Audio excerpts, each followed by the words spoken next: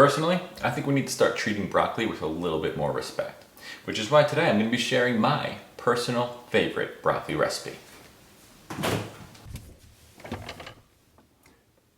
Milton, what'd you do with the broccoli?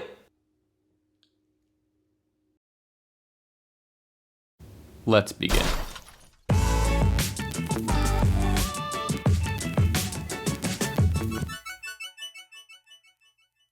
We begin with, you guessed it, broccoli. While we're here discussing ingredients, let's add some red chili flakes, a lemon, olive oil, and salt.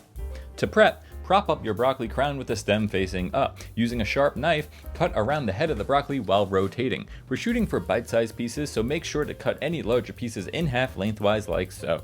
Additionally, use your fingers to snap off smaller pieces of a bigger than bite-sized floret.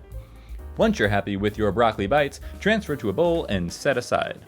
Cut off a cheek of lemon and using a microplane, zest about half a lemon's worth of lemon zest, making sure not to grate any of the white stuff. For those of you wondering, what is that in grams? I got you. It's 1.5. And since we got the scale out, the broccoli weighs in at 320 grams. This is a 12-inch nonstick frying pan, which I'm a big fan of. Link in the description. Place on medium-high heat and add about 1 tablespoon of olive oil. You'll know the pan is hot enough when the oil shimmers and easily runs from side to side like this. Add the broccoli and season with a large pinch of salt.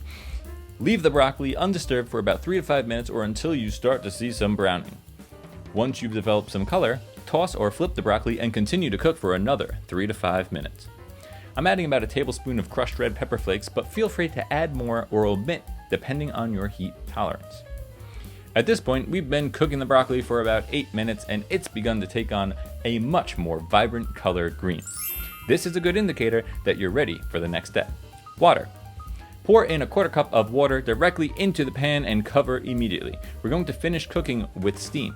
If you prefer broccoli with a little bit of a bite, steam for 2 minutes. However, if you like your broccoli all soft and mushy, then go ahead and cook for at least 5 minutes. This is completely preference and I'm not judging.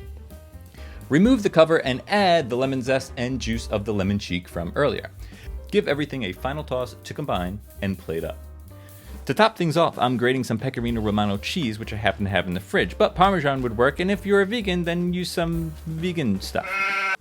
Now let's see how we did.